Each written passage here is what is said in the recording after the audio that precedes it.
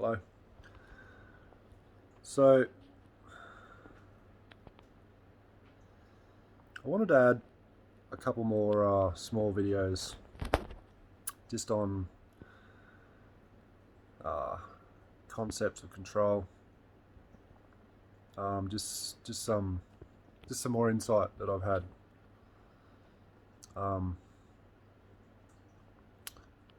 over the last couple of years around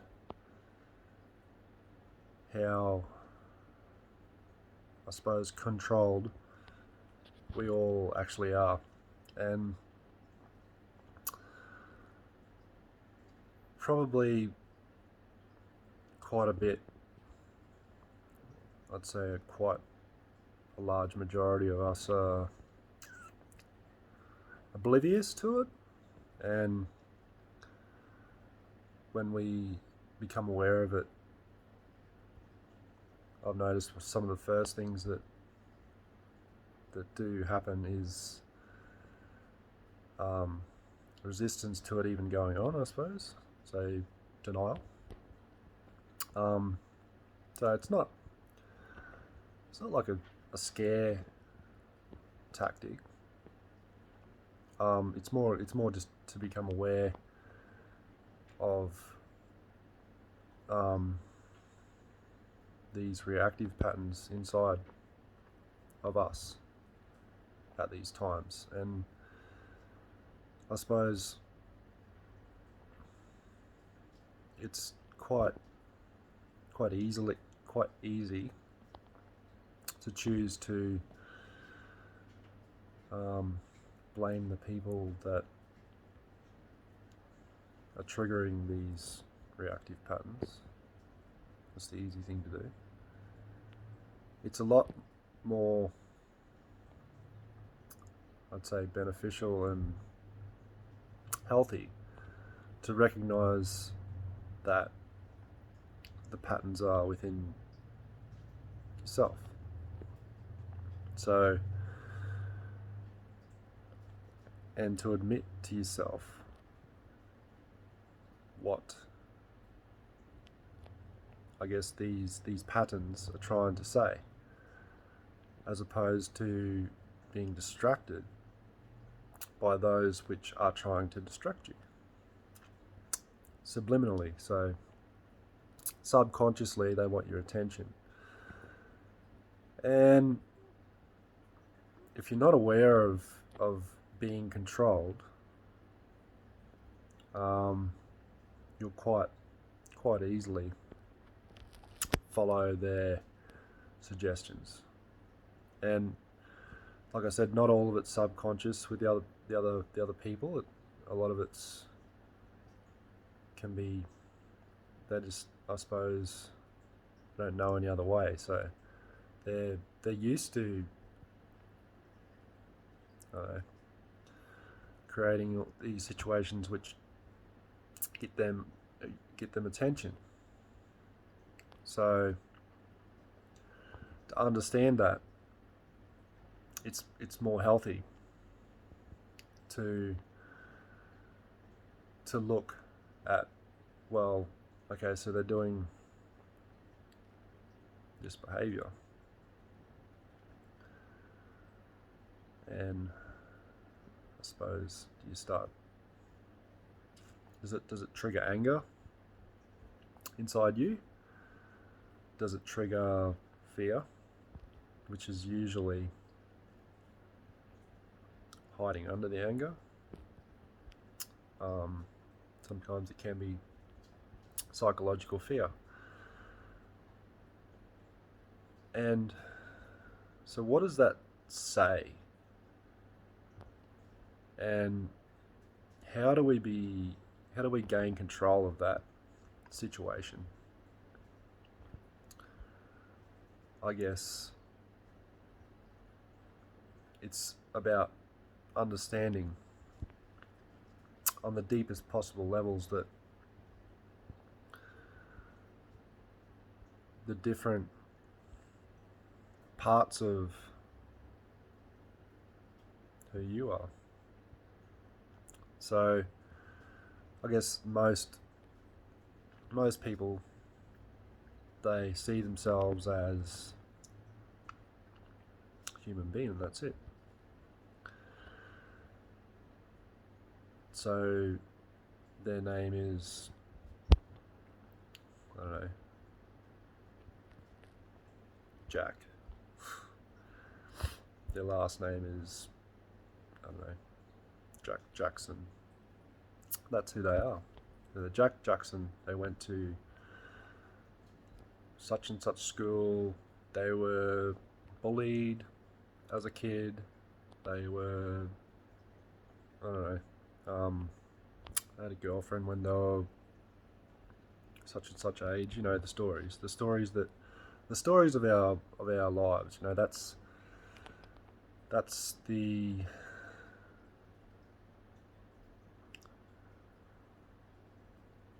I suppose, the that's who we think we are. So to do a recap, so Jack was bullied. So from that story, straight away, Jack, that's Jack's story. He's been bullied, so he feels like a victim straight away. So that to Jack, that's a story. Yes, my name's Jack and I was bullied. However, when he tells the story, there's a reactive pattern that's going to be there. Every time he tells this story, he was bullied. And bullying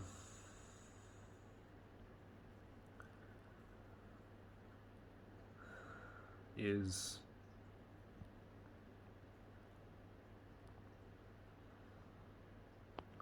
there's a lot more bullying that goes on than what is openly talked about, is openly considered bullying. There is actually a lot more. There's a secret side of bullying, and we can go into that, and you can understand, I guess, a bit of a general outline of what bullying is and why it's there. We could go into that, but just for purpose of what we've been discussing, it's more about the story, and it's more about, okay, so I'm Jack and I was bullied. That's my story. So I'm Jack and I'm a victim of bullying. So when you can look at different angles when people tell these stories. I was bullied.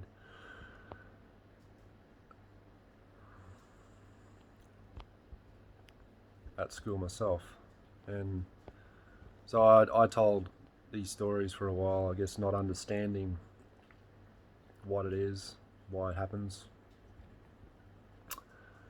and I could give my perspective on it, an insight into it, but for the purpose of this video, I'm going to leave that for a later time. So straight away, Jack believes he is a victim. So you could go on to the rest of the story. So Jack was bullied at school. He had a girlfriend. Say he had a girlfriend early. So he had a girlfriend at like 11. So that's pretty young for a I don't know, say a 45-year-old man named Jack who was bullied, and he had a girlfriend when he was 11. So there's another part of Jack's story he's going to add to his story. And from that part of the story, well, it could go both ways. So because he had a girlfriend so young, maybe people perceived him as a bit of a stud, you know, a bit of a ladies' man. So possibly Jack has just added to his story now that he's good with the ladies, right? So he defines who he is around how many ladies he can pick up. I'm not sure how many, how his friends see him when he's got these ladies hanging around him. I'm not sure. I'm just putting down some examples. So from there, Jack might possibly, just for an example, just to for some insight, he could possibly define his self-worth on ladies. So how many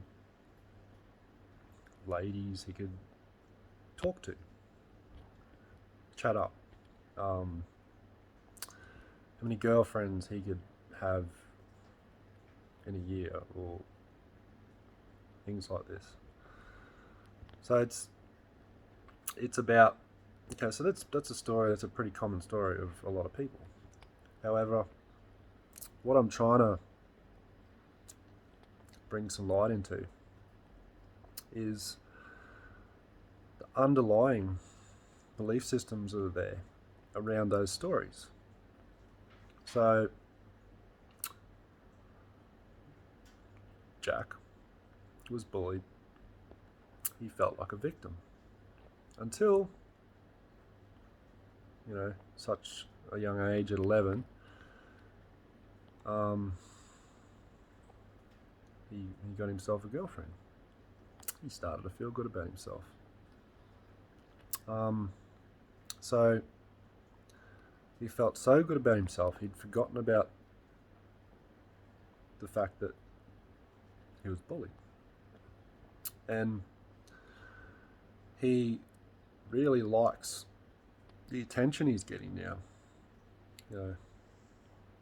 He's such a, he gets the attention of, his mates. They all think he's great because he's got a girlfriend. And he thinks he's great. He thinks he's amazing. Best thing, the best young man that's going, So his self-worth is defined by his ability to attract the ladies, right? So what happens when the lady or the girl, Jack might have been with her for a while, his girlfriend, and then she said, "Oh, Jack, look, I don't think it's working out anymore." So then where's Jack? So his self-worth was completely attached to this young girl, and she decides she's gonna, she's doing her own thing. She's doing something different. So maybe she wants a different boyfriend. Maybe she just wants to chill out in her own thing, But whatever it is, Jack's self-worth goes, as she leaves, his self-worth goes with her. So, understanding, I suppose Jack might feel like shit, a young boy, and doesn't understand why he doesn't, I suppose, like himself as much now that he's by himself. And wouldn't be long before Jack would be chasing after another young girl, to get her to like him, etc., and so on, and gets carried through life, through the teenage years, and Jack keeps adding to his story. So,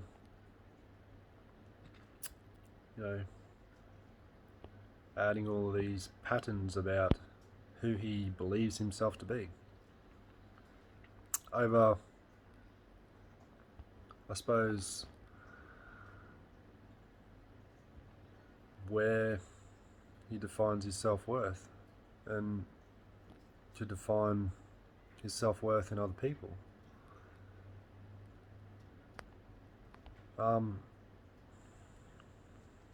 You can see that from that place, Jack's pretty well going to do anything to avoid that, I suppose, that pain of low self-worth. He's going to be trying to get back to that, the pats on the back and the attention and the all the stuff that he was getting when he had his girlfriend. Right? So, what comes from that place? Well, maybe from losing his first girlfriend. Possibly he could say, well, he doesn't know any different, so he's going to do the same thing, isn't he? But maybe he's going to decide that because so much of his self-worth is tied up in having a girlfriend, well, that's where most of his energy is going to go. So the next girlfriend he gets, he's going to put all of his energy in. So he's going to be putting all of his worth into another person. And that's going to define the next story part of his life. Maybe she leaves, maybe she cheats, maybe she dies. From that place,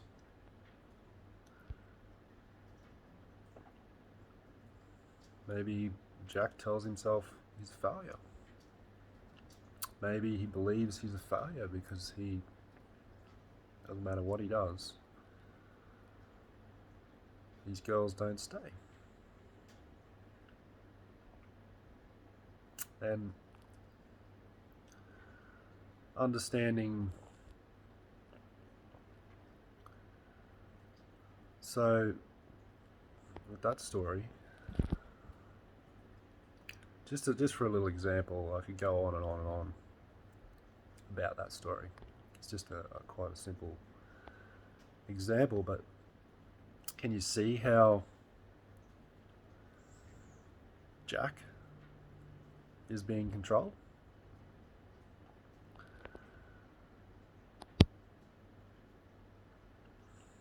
Jack's being controlled in a lot of different ways. Or should I say, Jack has allowed himself to be controlled in a lot of different ways. So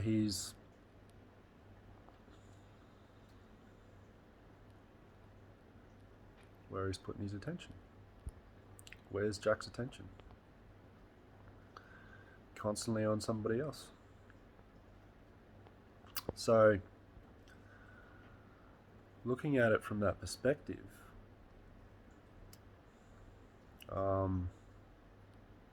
Jack needs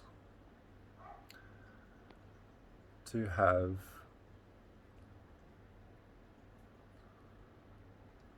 a relationship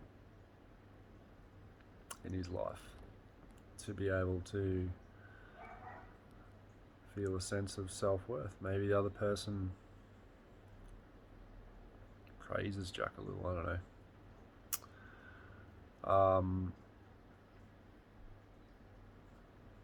For all the hard work that he puts into that image and defining himself as a ladies' man. So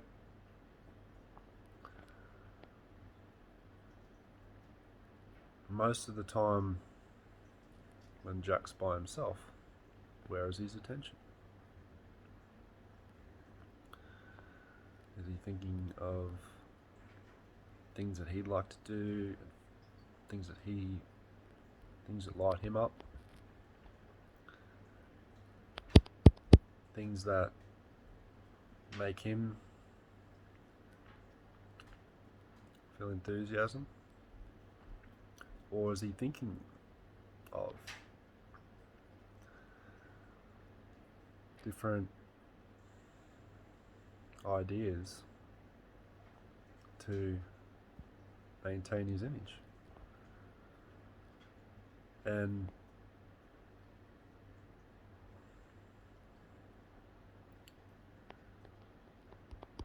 acting them out, going and buying the flowers and lots of sweet remarks and buying things for the girl that he's with, investing all his energy into thinking about things that are going to make the girl happy. I'm sure the girl is going to like that attention. So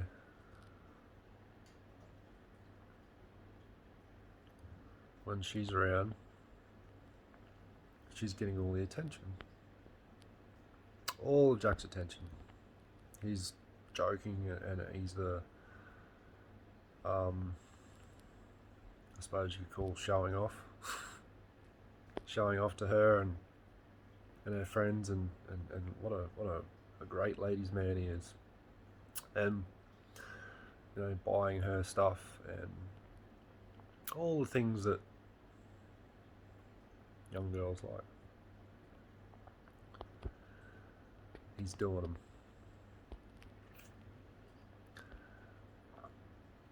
And maybe there could be a point where Jack decides, you know what, there's something I really want to do. And he finds something that he wants to do, and it doesn't really include her. So he tells her about it. He's really excited about it. Tells her and says, look, I really want to do this, and I know it's something that I want to, it might be going fishing with his mates or something, just something that he likes to do, he's wanted to do. And he thinks to himself, well, all the things that my girl wants to do, I do, because I want to keep her happy. And this is something that I kind of want to do, so she'll be happy for me, definitely. So he tells her about it, and she's not happy. She's angry because he's doing something that doesn't include her, even though it's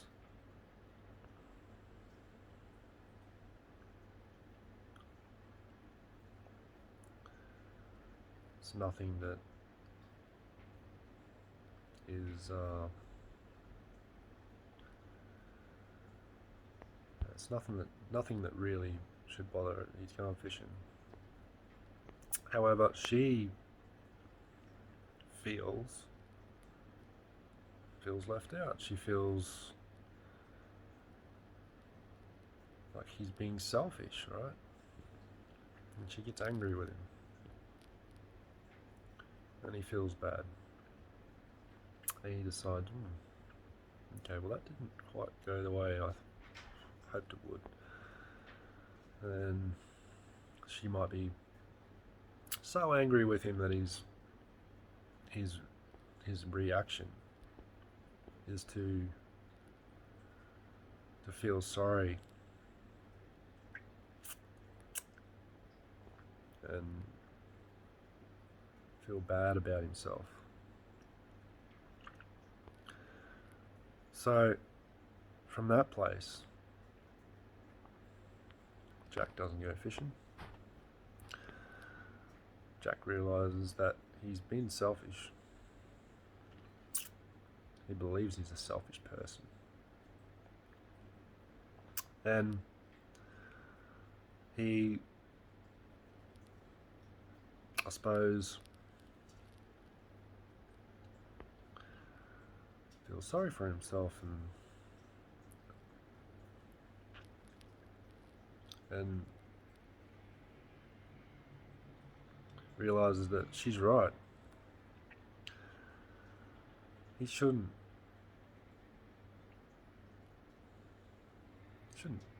do those types of things. Well, why would she wouldn't even like those types of things? So he decides not to go fishing, and he just stays at home. This girl, she might be happy he's done that, I guess. And then she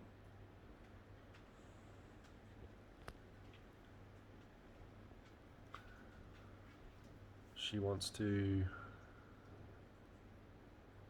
see him. She wants to, I suppose,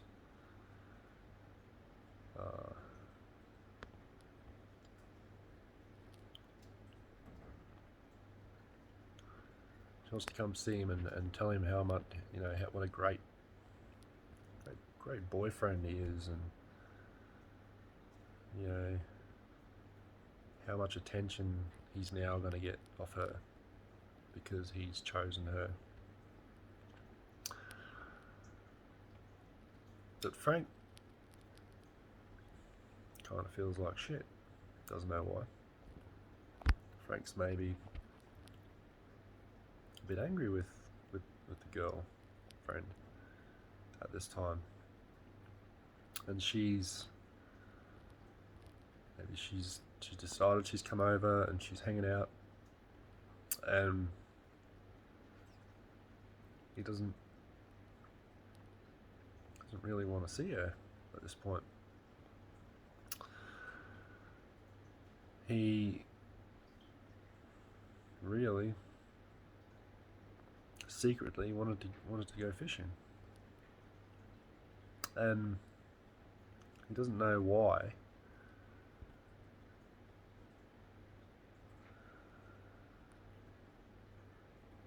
Doesn't know why that's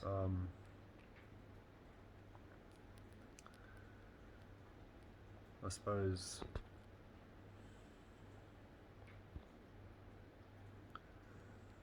why she didn't want him to. And you can see just in that story, you can see the different reactive patterns that are there. And a lot of it is subconscious, so outside of awareness, a lot of these things. And you can see that, I guess, the underlying issue is one person is getting all the attention, and the other person is getting, I guess, selective attention. So only attention when the other person believes they deserve it. That makes sense. which is outlined when I suppose Frank wanted to do something he wanted to do, and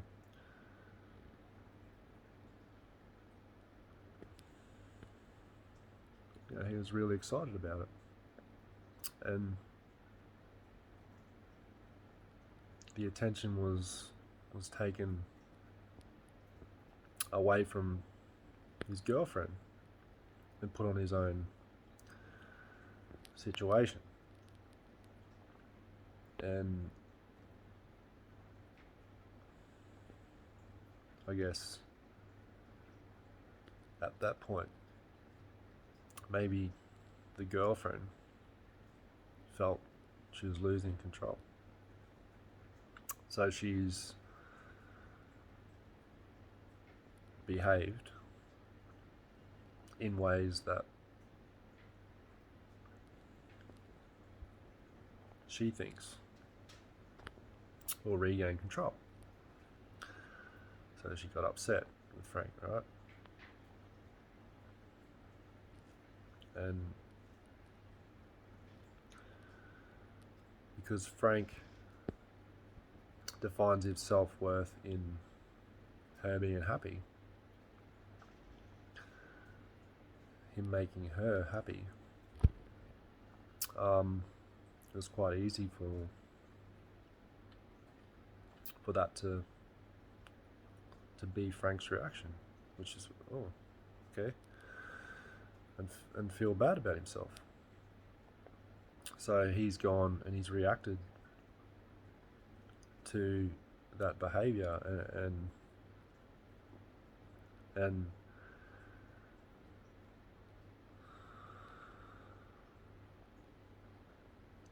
yes,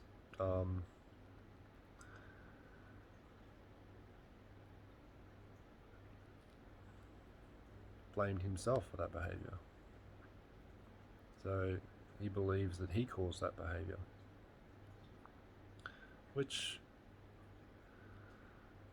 I can understand the behaviors from both sides. And to understand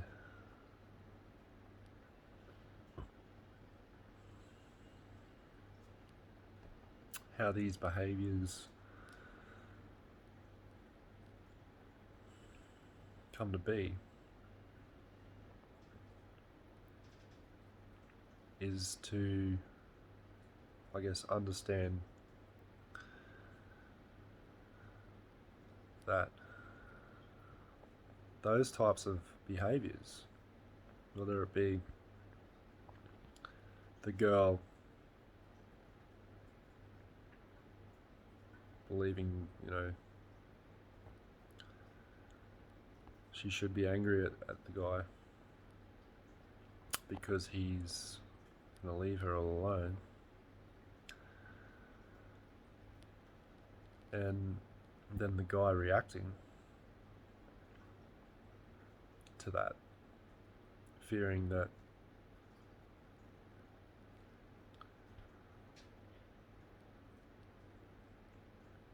he doesn't want to be alone because it doesn't feel good. And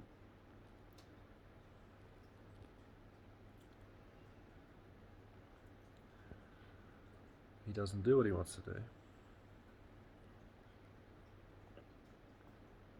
And he does what his girlfriend wants him to do instead. So she's happy. She tells herself, yep, this is how Frank should behave as my boyfriend. I love Frank again. I'm going to give him attention. And so that's her conditions that Frank deserves some attention. Frank, however, he's reacted in an opposite way. So he's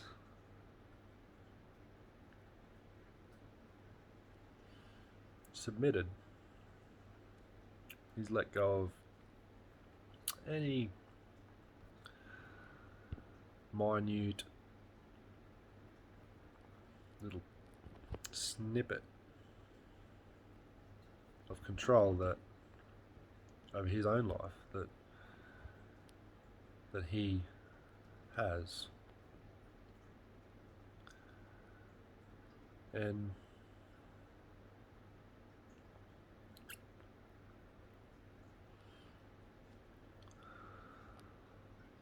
decides to do what she wants instead. So why? She's happy. Why is Frank not happy?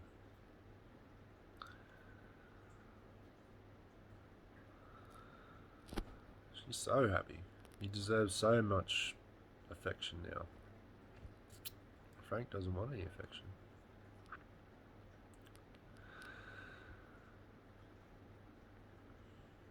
And he doesn't know why.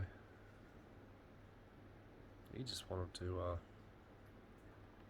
have some sort of control over his life. And he gave that up.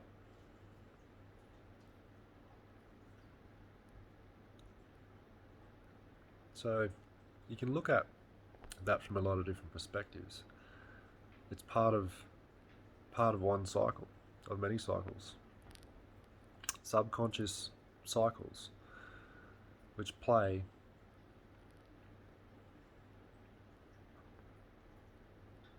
depending on the situation. This could be a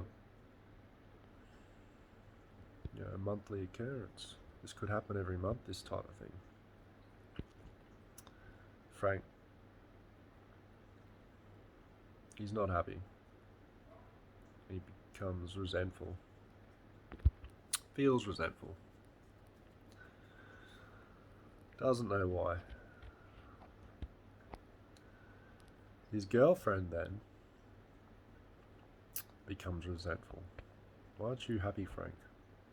Why can't I make you happy? What is it? And she begins to get angry with Frank. She's angry at him now. She doesn't love him now, as she says. She's pissed off. She's angry. Frank doesn't deserve any of my love now. He deserves my anger. So she yells at him and says, Frank, you're never unhappy. You're never happy.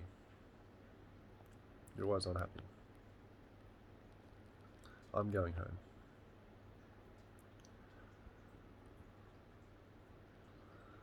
And she leaves.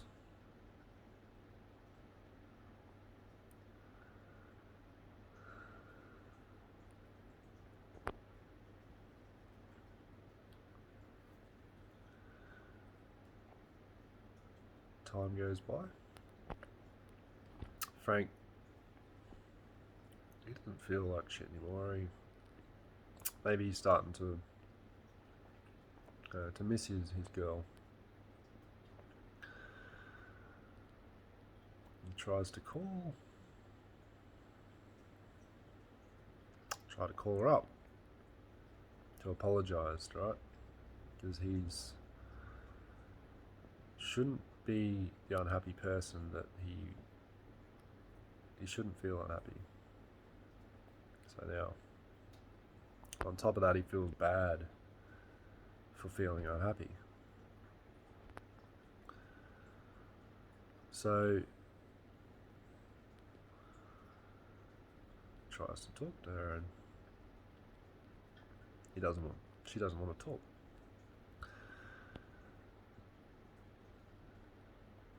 Frank's feeling worse. So his reaction to feeling that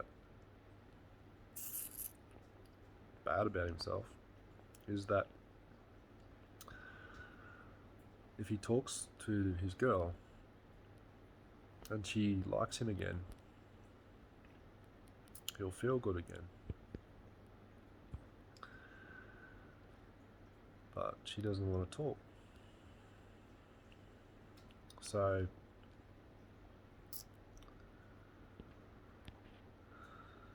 what does he do?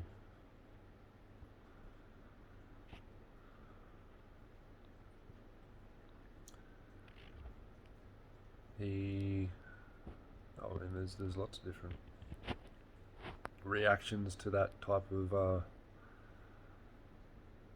treatment and behaviour. The most common one is, as time goes along, Frank will try to get her back.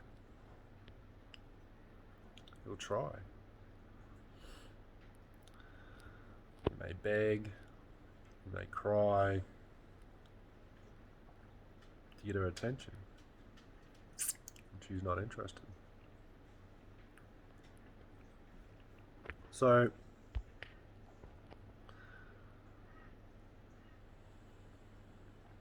Frank eventually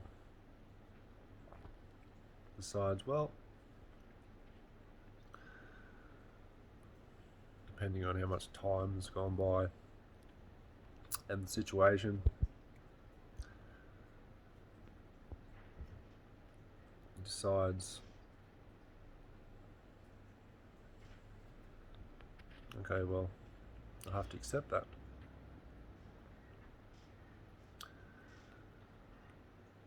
So Frank,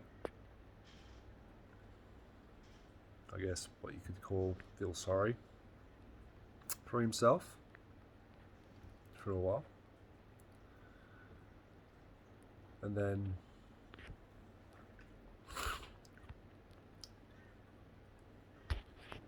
one day starts to feel a bit better. Maybe he decides he's going to go fishing, right? So he gets his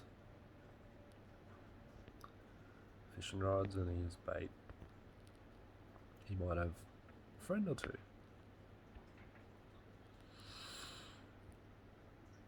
And he's about to go fishing. He's picked up his tackle box. His mates have turned up. He's so excited. He thinks, this is great. I'm going to go fishing. I'm going to go do what I want to do.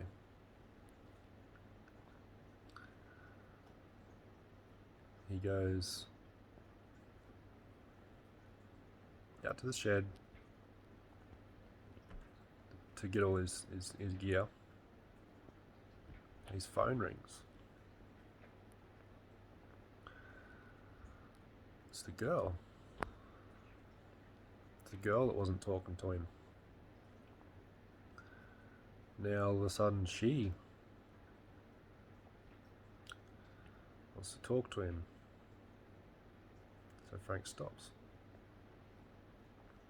He's so relieved. He can't believe it. She wants to talk to him again. Does that mean that she likes him?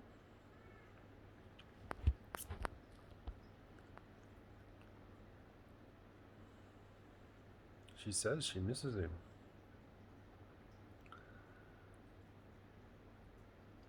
She says she's been so sad. And so he sits down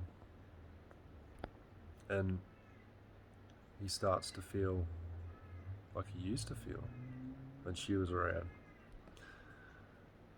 She's saying these nice things about him now. He's starting to feel good. He's feeling better. He's decided,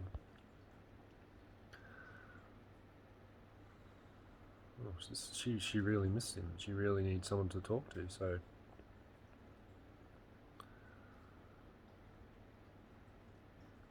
she's puts his rod down, his tackle box, and talks to her and comforts her. He says how silly he was. She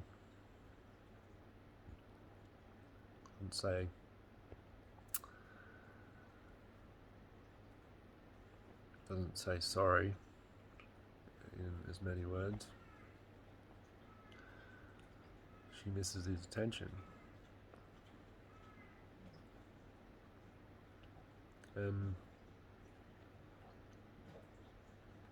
his mates turn up. They're happy. Jack, let's go. Let's go fishing. Come on, you're really excited. You wanted us to go. Let's go. We've got our gear. Let's ready. We go. You know. Jack says to the girl, "Oh, my mates have just turned up. We were going to go fishing." And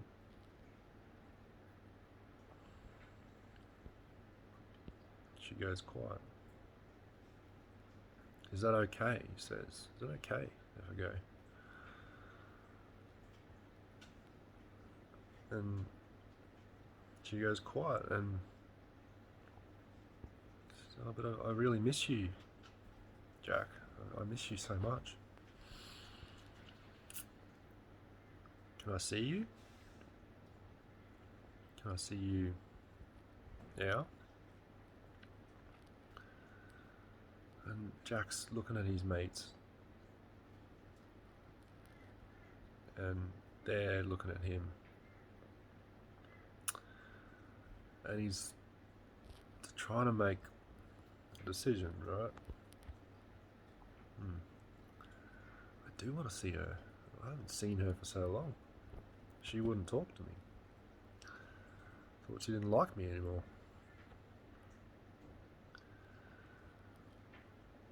So he decides that he wants to see her. His mates go fishing without him. And, you know, there are all of these situations in which,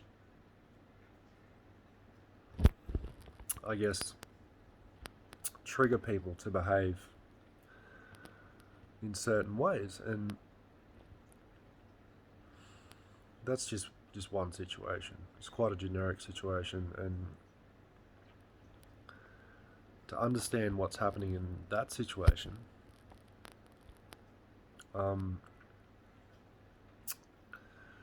is to understand that some people who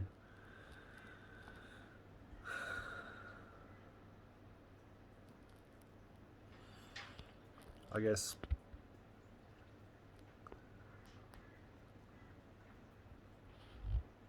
have that need to control other people are willing to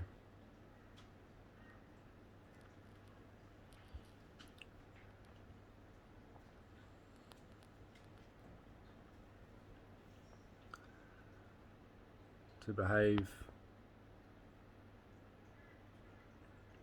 in ways that they know get what they want.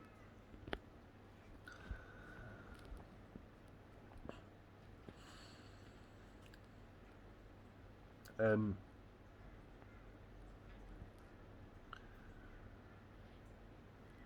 I guess to look at it from another perspective.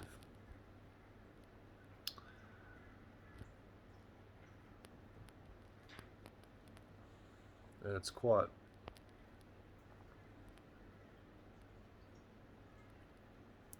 a widely believed pattern that, I guess, that's the way, you know, a healthy relationship is. Intimate relationship. And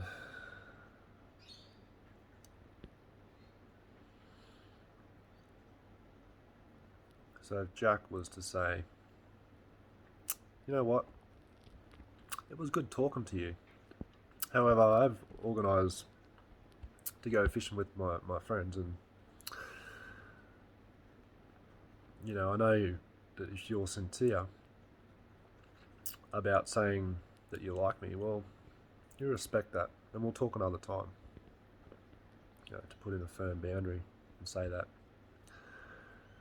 A healthy, I guess, girlfriend, or you know, just for example's sake, would understand that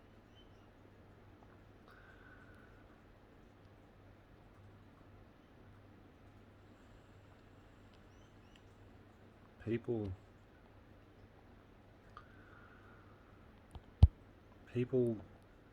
need freedom. They need to have control over their own lives, what they want to do, who they want to do it with, how they want to do it, and I guess to be supported by people that say they care about them. If you really want to do something, you shouldn't. Well, I'm going to say you shouldn't, because many do. The feeling bad about yourself for wanting to do what you want to do, because it's, I don't know, selfish.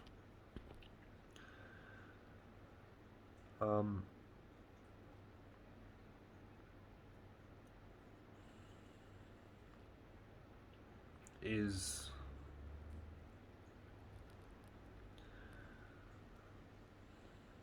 basically saying that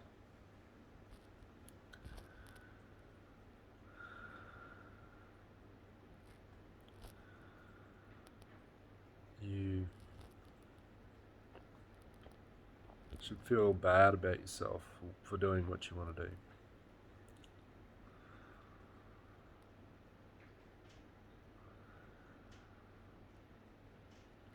And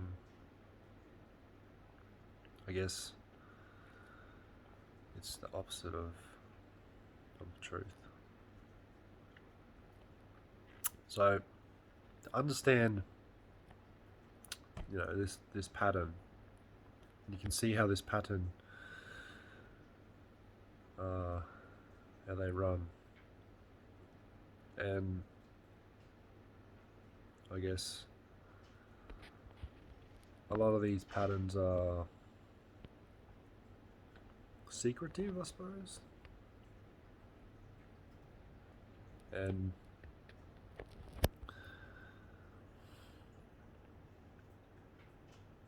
they're manipulative in a way,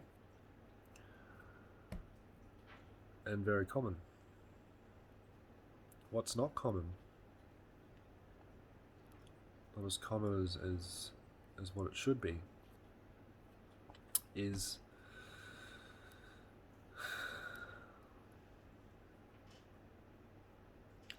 not always needing other people's attention. So not being controlled by needing attention of another person, and recognizing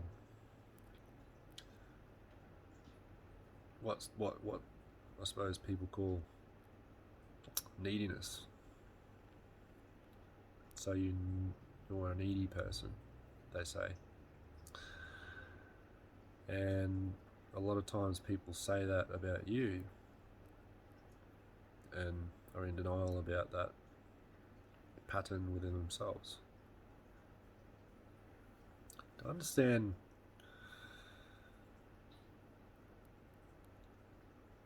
how one person constantly needs the attention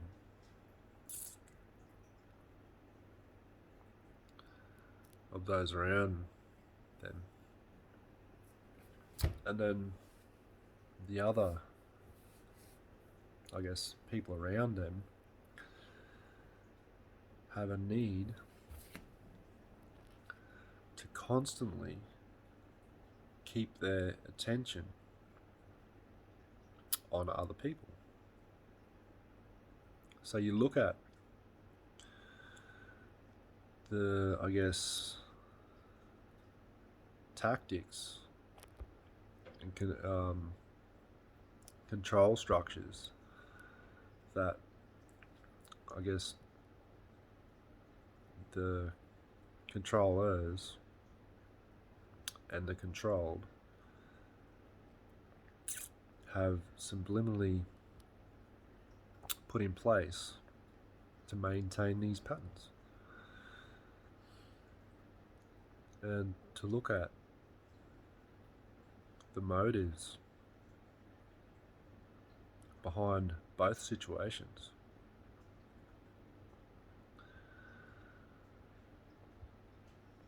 Which is fear of being by themselves, fear of being alone, fear of being by yourself, and understanding that those, I guess, needy type patterns are there to basically to show you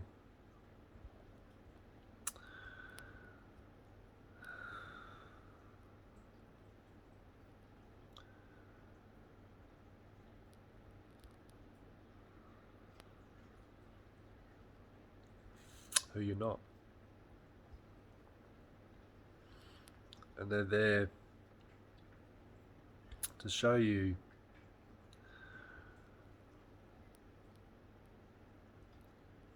what you have been taught to believe about yourself.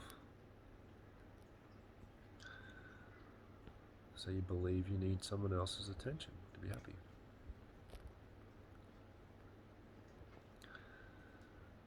And you constantly give your attention away. They believe the same. They believe that they constantly need somebody's attention to be happy. So they constantly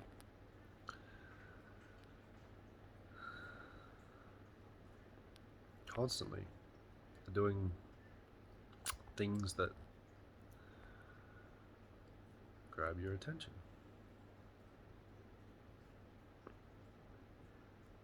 Therefore, who has the control in that situation?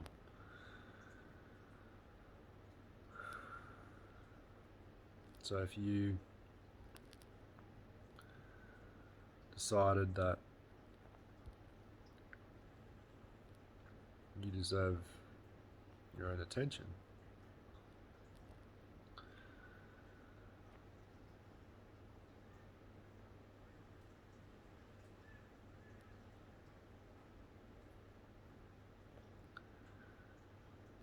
and they decided the same,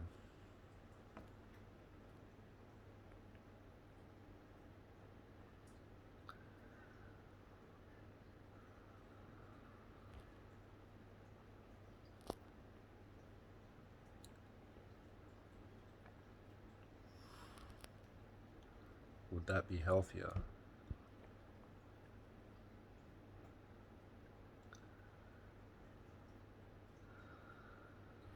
Healthier versions of yourselves. Makes sense. Breaks the patterns, doesn't it? And if you were both on board with this and aware of these patterns,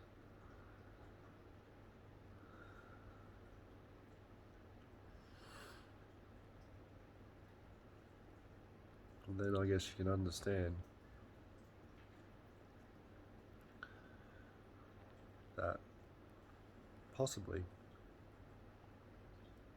as far as the intimate relationship goes, you are both being controlled by these patterns of the subconscious mind. And to become aware of these things,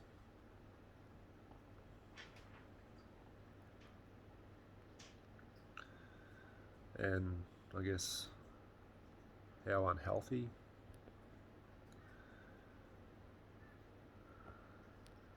they can be to believe these things,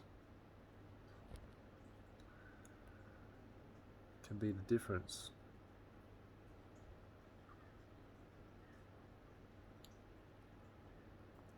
between regaining some control of your life and of your mind,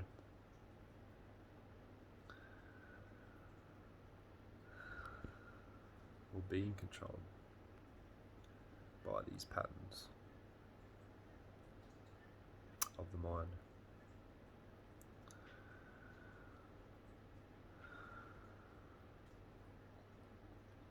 Anyway,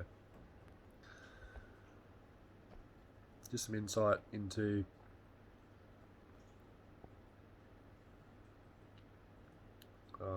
control, and I do want to elaborate a little more on some more of the subliminal cues that people use so that people can identify when they're being used,